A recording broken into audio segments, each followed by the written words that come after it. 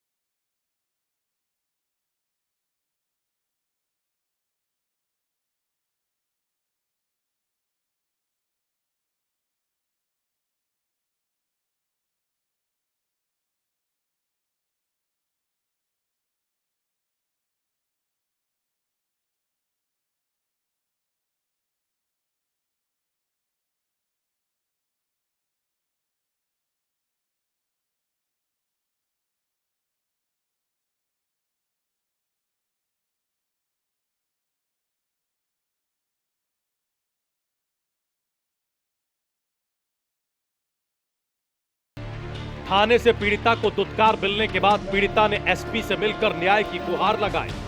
SP ने मामले की गंभीरता को देखते हुए सीओ को जांच सौंपी। सीओ सदर सच्चिदानंद पाठक ने मामले की जांच की और मंजनपुर पुलिस को केस दर्ज कर कार्रवाई करने का निर्देश जारी किया। पूरी यहाँ बमचक मची है, अंदर ना ये रोने होने लगी लौंडिया। देखा क्या हुआ बेटिया? बस बेटिया हमारी कहीं क्या बताएं अम्मी क्या हुआ। फिर क्या हुआ? अब हम क्या बताएं? पुलिस क्या कर रही है? पुलिस कोई नहीं हमारे यहाँ आई है भैया। वहीं पे अपना डाली नोली ना है, जहाँ भी इनके अबू ने डाला हो। हम थे ही नहीं औलाद, हम बहुत दूर भाग रहे। कितना आप डरी हुई हैं? दहशत में बहुत डर रहे हैं। धमकी दे रहे हैं लोग। वही लड़के वाले चाहे जो धमकी दे रहे हैं। और वोट वोट ना खींचिएगा बेटा, हम मर जाएंगे बेमौत। हमारा दिल कमजोर हो चुका है। काफी आपको डराया धमकाया गया है? हमको नहीं, हमारी बेटी को। एक के बाद एक अधिकारी को जांच सौंपी गई, निर्देश दिए गए, लेकिन 15 दिन बीत जाने के बाद भी मंजनपुर पुलिस ने पीड़िता का केस दर्ज नहीं किया। पीड़िता के माता पिता का कहना है कि एक तरफ आरोपियों ने समझौता न करने पर उसकी बेटी के ऊपर पेट्रोल डालकर जिंदा जला देने की धमकी दी है। वहीं दूसरी तरफ पुलिस घटना की तहरीर बदलने के लिए लगातार दबाव बनाने का काम कर रही है। जब पीड़िता ने घटना की तहरीर बदलने से साफ इनकार कर दिया तो पुलिस ने केस दर्ज ही नहीं किया। शाम का समय था तो वहाँ से कहीं जाइए, अब होगा। 2 दिन तक तो हम इंतजार किया, जब कोई नहीं आया तो फिर हमने खुद मेडिकल बनवाया। पूछो ना भाई, वहाँ पे थे जी अस्पताल में। फिर हमने सब अपना कराया और आया। फिर हमने रजिस्ट्री करवाया कप्तान के पास। उसके बाद फिर सीओ की बयान हुआ, फिर हमने बयान दिया। सीओ साहब के बयान में तो सीओ साहब ने मुकदमा लिखने का आदेश दिया। हाँ ये देखो, तुम भाई लोग आए हैं। गैंगरेप के इस मामले में सीओ की जांच रिपोर्ट को पुलिस ने दरकिनार कर यह साबित कर दिया है कि हमारा भी रुतबा सीओ और एसपी से कम नहीं है। उधर आरोपियों की धमकी के बाद से डर और दहशत के बीच खुद को घर की चारदीवारी में कैद करने वाली पीड़िता ने सीएम योगी को पत्र लिखकर इंसाफ की गुहार लगाई है। सीओ की जांच रिपोर्ट सामने आने के बाद भी पुलिस अधिकारी मीडिया के सवालों का सामना करने से बच रहे। ऐसे में सवाल उठने लाजमी है कि सीओ की जांच में मामला सच होने के बाद भी क्यों वहशी दरिंदों पर अब तक कोई कार्रवाई नहीं की जा रही, या एक बार फिर उन्नाव कांड होने के बाद भी पुलिस की नींद टूटेगी। कौशांबी से DS Yadav, prime news. Pilibhit में एसिड अटैक की शिकार हुई एक बच्ची ने अस्पताल में इलाज के दौरान दम तोड़ दिया। बच्ची के परिजनों का आरोप है कि बच्ची जिस व्यापारी के घर में काम करती थी उसी ने लड़की को तेजाब से झुलसा दिया। पुलिस ने लड़की के पिता की तहरीर के आधार पर आरोपी के खिलाफ जांच करते हुए मुकदमा दर्ज कर लिया है। और आगे क्या कुछ हुआ, रिपोर्ट देखिए। तेजाब से झुलसकर नाबालिग की मौत के बाद 4 का केस दर्ज। ये तो दहलाने वाली तस्वीरें बयां करती हैं किसी भयावह जुर्म की कहानी को। 20 दिनों तक जिंदगी और मौत से जूझती ये लड़की अब इस दुनिया में नहीं रही। ये आप बीती बताने का वीडियो तब का है जब वो जिंदगी और मौत से जूझ रही थी, और ये नाबालिग जो आरोप लगा रही है वो बेहद ही गंभीर है।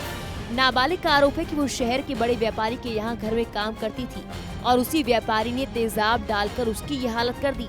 गंभीर हालत में जली इस नाबालिग ने इलाज के दौरान 20 दिन बाद जिंदगी और मौत के बीच लड़ते हुए दम तोड़ दिया।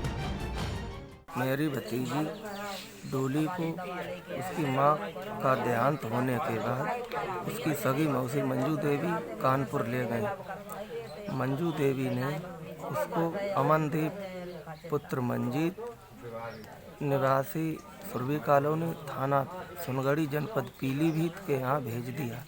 हम लोगों को नहीं मालूम हुआ। 4-5 महीने तक लड़की घर नहीं आई। हम लोगों ने उनसे पूछा तो कहा लड़की बुलवा देंगे। इसके बाद 25 नवंबर 2019 को फ़ोन किया कि तुम्हारी लड़की बरेली अस्पताल में भर्ती है। रमेश चंद वहाँ पहुँचे और उन लोगों ने उन्हें गुमराह कर लिया। कई कागजों पर दस्तखत भी करवाए। दरअसल पीड़िता के पिता ने पीलीभीत के सुनगढ़ी थाने में एक रिपोर्ट दर्ज कराई है। इसमें कहा गया कि उसकी नाबालिग बेटी को उसकी मौसी ने पीलीभीत के सुरभि कॉलोनी में अमनदीप जौली के घर पर काम पर लगवाया, जहां अमनदीप जौली नाबालिग के साथ आपत्तिजनक हरकतें करता रहा, जिसका नाबालिग पीड़िता ने विरोध किया। आरोप है कि बीते 25 नवंबर को अमनदीप जौली ने नाबालिग पर तेजाब डालकर जला दिया। मामले की सूचना पर जब पीड़ित के पिता पहुंचे तो आरोपी अमनदीप ने उन्हें जान से मारने की धमकी दी और डरा धमकाकर कई जगह साइन करा लिए और जली हालत में नाबालिग को फर्रुखाबाद छोड़ कर आया। जिसके बाद पिता ने गंभीर रूप से झुलसी नाबालिग को सैफई मेडिकल कॉलेज भर्ती कराया और इस मामले में नाबालिग के पिता ने अमनदीप जौली, उसकी मां, मृतका की मौसी मंजू देवी और एक अज्ञात के खिलाफ पुलिस में तहरीर दी और इसी बीच पीड़िता ने इलाज के दौरान 20 दिन बाद दम तोड़ दिया। वहीं इस मामले में पीड़ित परिवार ने पुलिस पर भी कई गंभीर आरोप लगाए। पुलिस पर आरोप है कि वो पहले तो इस मामले की रिपोर्ट दर्ज नहीं कर रही थी और काफी मशक्कत के बाद रिपोर्ट दर्ज भी की गई तो पुलिस शिकायत ही बदली। पीड़ित ने मरने से पहले अपने बयान में तेजाब से जलाना बताया था, लेकिन पुलिस ने दबाव बनाकर तेजाब न लिखवाकर ज्वलनशील पदार्थ लिखवाया, जबकि मामले में एसपी ने सफाई देते हुए कहा कि पहले किसी ने इस घटना के बारे में कोई सूचना नहीं दी थी। विगत शनिवार फर्रुखाबाद निवासी रमेश चंद यहाँ आए और उन्होंने एक शिकायत हमें दी, जिसमें उन्होंने सूचित किया कि उनकी पुत्री डॉली को जान से मारने का प्रयास हुआ है और वो इस समय सैफई हॉस्पिटल में एडमिट है। उनकी शिकायत के आधार पर तत्काल मुकदमा पंजीकृत करने के आदेश हुए और जो उन्होंने शिकायत दी थी उसके आधार पर उचित धाराओं में मुकदमा तत्काल पंजीकृत हुआ। उसके बाद अगले दिन ये सूचना मिली कि उस लड़की जिसका नाम डॉली है उसकी मृत्यु हो गई सैफई हॉस्पिटल में। इसके बाद की विवेचना भी जारी है और उचित वैधानिक कार्रवाई की जाएगी। गंभीर रूप से झुलसी नाबालिग की मौत के बाद मामला बढ़ता देख पुलिस ने आनन फानन में कार्रवाई की। पीड़ित पिता की तहरीर के मुताबिक कार्रवाई करते हुए मुख्य आरोपी मकान मालिक अमनदीप जौली और 4 को गिरफ्तार कर लिया गया। फिलहाल पुलिस मामले में आगे कार्रवाई की बात कर रही है, लेकिन अगर ये कार्रवाई नाबालिग के जिंदा होने पर शुरू हो गई होती तो शायद अब तक सच्चाई का पता चल चुका होता। बहरहाल पुलिस की जांच में अब क्या सामने आएगा ये देखना होगा। पीलीभीत से फैजल मलिक की रिपोर्ट, प्राइम न्यूज। कानपुर में हत्या की वारदातों में कमी नहीं आ रही और एक के बाद एक मामले सामने आ रहे हैं। कानपुर के कल्याणपुर थाने का मामला है, जहां जवाहरपुरम में एक अकाउंटेंट महिला की निर्मम हत्या कर दी गई और हत्या के बाद महिला को सुनसान इलाके में उसके शव को फेंक दिया गया। महिला अकाउंटेंट का पार्क में मिला शव, शक के घेरे में पति। कानपुर के किदवाई नगर इलाके में पार्क में सीआरपीएफ में तैनात एक जवान की पत्नी का शव पड़ा मिला। पुलिस के मुताबिक महिला की हत्या गला दबाकर की गई। घटना स्थल से कुछ दूरी पर मृतका के कान के झुमके और पर्स बरामद किया गया। एज ए अकाउंटेंट एक कंपनी पे कल जब ये तातियागंज चौबेपुर में रहती थी और जब ये अपने घर नहीं पहुंची रेगुलर टाइम 9 बजे, तब इनके फादर ने सूचना दी थी किदवाई नगर थाने में, तो वहाँ एक गुमशुदगी हम लोगों ने लिखवाई थी। हमने लोकेशन भी ट्रेस कराया था, जो पुलिस के साथ घर वाले भी थे और लगातार हम लोग खोजने का प्रयास कर रहे थे। सूचना मिली लगभग हमको पनकी थाने से जिसकी एक डेड बॉडी मिली है, तो वो डेड बॉडी यही थी जिसकी गुमशुदगी थी। शुरुआती दौर में देखने में क्या लग रहा है, वर्तमान में डेथ का हत्या की हत्या की गई, अब इनका गला कस के डेथ किया गया। अभी कोई ऐसा एविडेंस कुछ इस प्रकार का नहीं आया है, कॉम्प्लिकेटेड हो, बाकी हम इसमें विवेचना करेंगे। पिता राम प्रकाश के मुताबिक बेटी आराधना की शादी 2003 में सीआरपीएफ जवान धर्मेंद्र सिंह से हुई थी। धर्मेंद्र इन दिनों छत्तीसगढ़ में तैनात हैं। आराधना बीते 8 सालों से अपने पिता के साथ रह रही थी और उसके 2 बच्चे हैं। सोमवार की सुबह आराधना काम पर अपने घर से निकली थी और जब सोमवार शाम 8 बजे वो घर नहीं पहुंची तो परिवार वालों को किसी अनहोनी की आशंका सताने लगी। परिजन बेटी की जहां नौकरी करती थी वहां पता लगाने गए, लेकिन वहां भी वो नहीं मिली। इसके बाद उन्होंने बेटी की गुमशुदगी दर्ज कराई। इसके साथ ही देर रात तक पुलिस के साथ उसकी तलाश करते रहे। इस बीच कल्याणपुर थाना क्षेत्र के कत्यानी स्कूल के पास केडीए पार्क में एक महिला का शव मिलने की सूचना किदवई नगर पुलिस को मिली, जिस पर पुलिस आराधना के पिता को अपने साथ लेकर वहां पहुंची, जहां पिता राम प्रकाश ने बेटी के शव को पहचान लिया। पिता राम प्रकाश का आरोप है कि उसकी बेटी की हत्या दामाद धर्मेंद्र ने ही की है। पिता ने बताया कि धर्मेंद्र का एक महिला से अफेयर था और इस अफेयर की जानकारी आराधना को हो गई, जिसकी वजह से दोनों में आए दिन झगड़े होने लगे। धर्मेंद्र ने आराधना को घर से निकाल दिया और उस महिला के साथ रहने लगा। दामाद ने कई बार बेटी को रास्ते से हटाने का प्लान बनाया।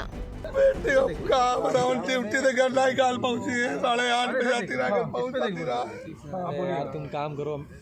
क्या नाम है? राम प्रकाश। बिटिया कल 8 बजे घर पहुंचना था, नहीं पहुंच पाई तो रात में ढूंढा है।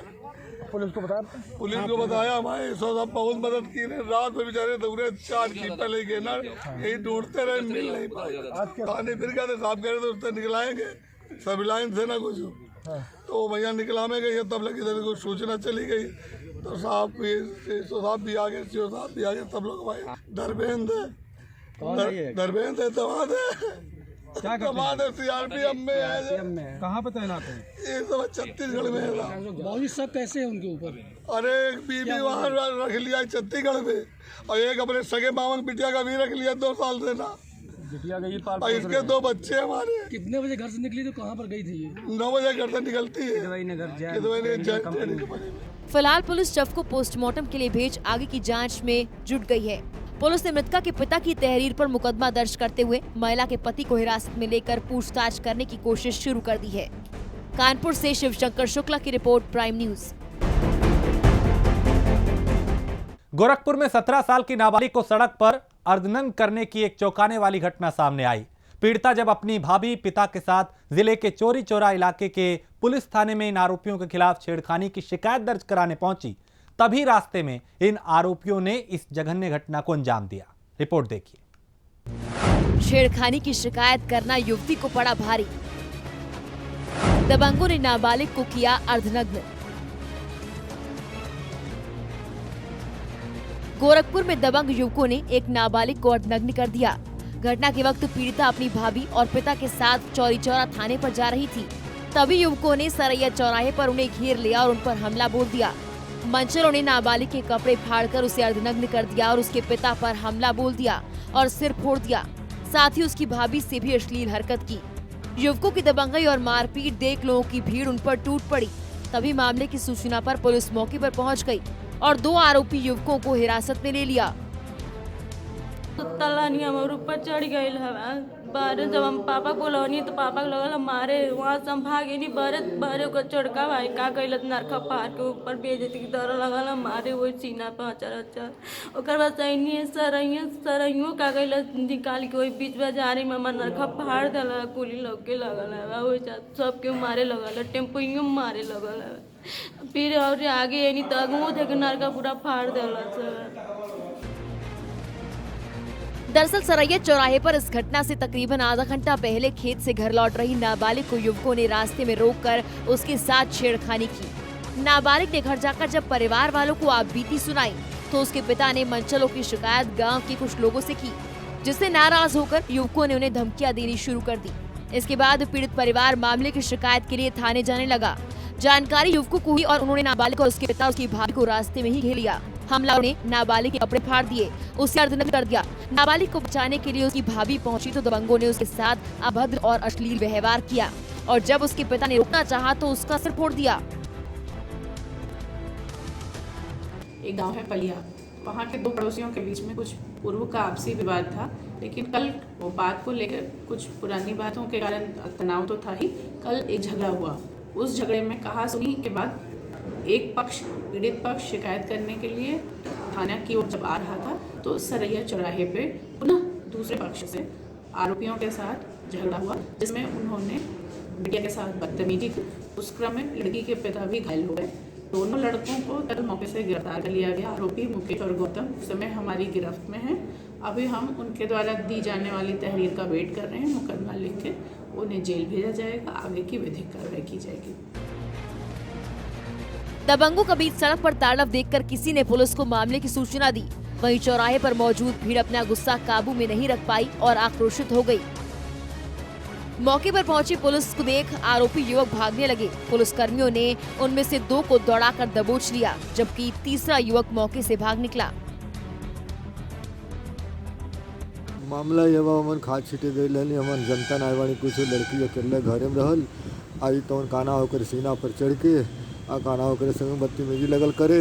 आ लड़की छोड़ा उड़ा के जो भागत या खुदा ने खास्ता हम आ गए नहीं, हम बोले हमके मारे लगल, हम औरत मुँह आवे लगल, सबके मार के थूर के रद्द कर दिया। थाने पर आवे लगल समन, तो रस्तों में गाड़ी दू बेर समन पकड़ने लगे। फिलहाल आरोपियों के खिलाफ पॉक्सो एक्ट में और कई धाराओं में मुकदमा दर्ज कर लिया गया है और पुलिस ने मामले में कार्रवाई शुरू कर दी। लेकिन फिर सवाल वही उठता है कि क्या लोगों में कानून का कोई खौफ नहीं, जो बीच चौराहे पर इस तरह से दबंगई करते हैं। गोरखपुर से अभिषेक सिंह की रिपोर्ट, प्राइम न्यूज। देश में माँ बाप को भगवान का दर्जा दिया जाता है, लेकिन आज के दौर में इन्हीं माँ बाप को संपत्ति के लालच में उतार दिया जाता है मौत के घाट। मामला इटावा का है, जहां एक कलयुगी बेटे ने अब संपत्ति के लालच में अपनी ही मां की हत्या कर दी। एक बेटे की हैवानियत देखिए। पहले मां को मार डाला, जलाया और किया जमीन दोस्त। इटावा के उसराहा थाना इलाके के नंगला गंगे में मां बेटे के रिश्ते को तार तार करने वाली एक वारदात सामने आई है, जहां एक कलयुगी बेटे ने संपत्ति को लेकर अपनी 65 साल की मां को मौत के घाट उतार दिया। हत्या के बाद लालची बेटे ने अपनी मां को जलाकर खेत में ही दफना दिया और इस घटना को साजिश का रूप देने के लिए बेटे ने उसराहा थाने में अपनी मां की गुमशुदगी की रिपोर्ट दर्ज करवाई थी। इस मामले को लेकर लगातार पुलिस लापता महिला की तलाश कर रही थी और जब तलाश के 15 दिन के बाद भी महिला का कुछ पता नहीं चला, तो ग्रामीणों ने जांच कर रही पुलिस को बताया कि महिला का बेटा पिछले कुछ दिनों से फरार है और महिला लापता होने में उसी के बेटे के दोस्त का हाथ है। जिसके बाद पुलिस ने आरोपी के दोस्त को हिरासत में लेकर पूछताछ की, तो उसने कबूल कर लिया कि महिला के बेटे के साथ मिलकर पहले उसकी हत्या की गई और उसके बाद उसे जलाकर जमीन में दफना दिया गया। पूरा मामला जो हमारे हमारे जिला के लिए हमारे लगे मत डालो चक्के से लिए जमीन में हमारे मारो क्या करो भाई, ससुराली में मरवाओ कितने मरवाओ, आप उनके ससुराली में मरवाओ साहब, नहीं बराबर वही तो करो, वही तो करो। आरोपी दोस्त के बयान के मुताबिक जब पुलिस ने वो जगह खुदवाई जहां बुजुर्ग महिला को दफनाया गया था, तो पुलिस को मौके से मृत महिला की जली हुई लाश मिली। पुलिस ने शव को पोस्टमार्टम के लिए भेज आगे कार्रवाई शुरू कर दी।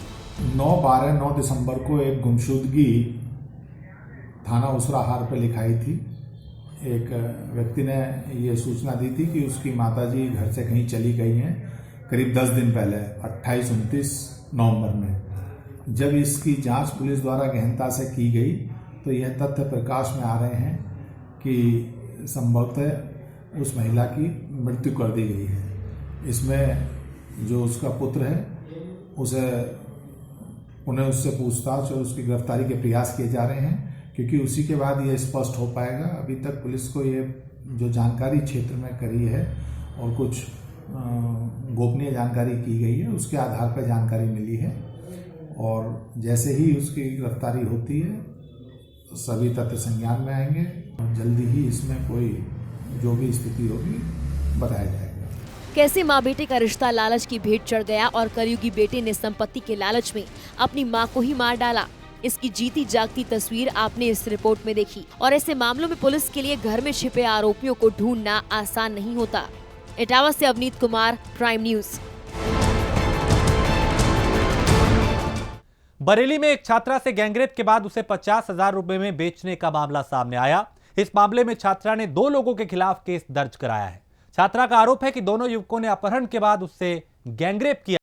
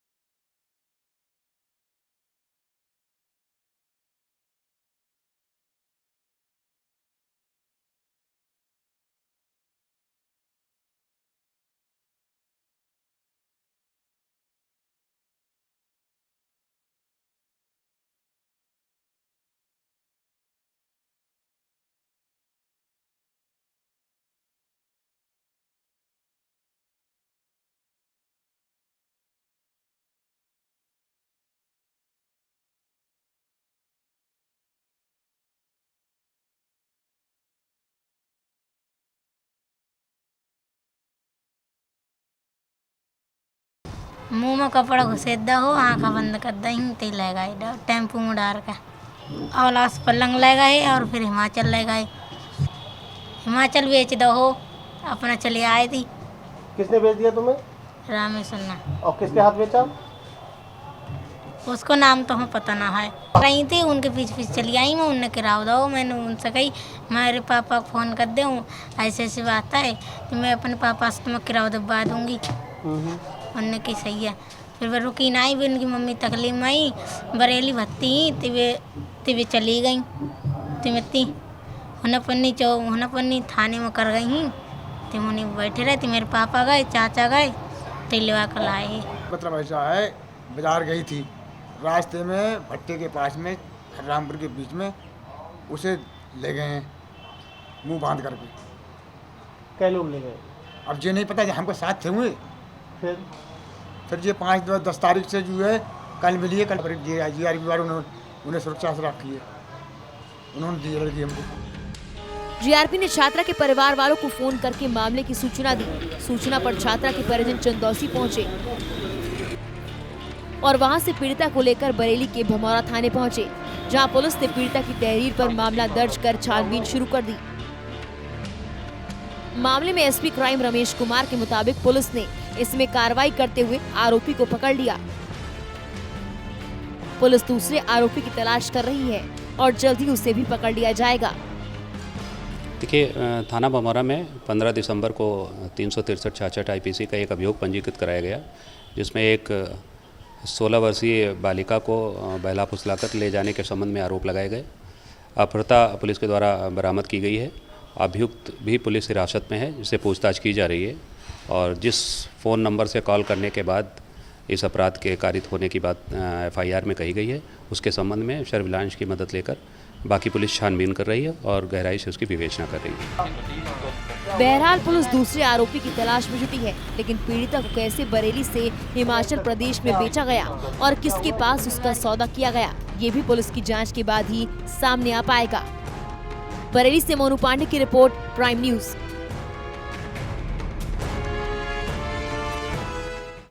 और इसी के साथ प्राइम क्राइम में इतना ही। देश और दुनिया की बाकी खबरों के लिए आप देखते रहिए प्राइम न्यूज।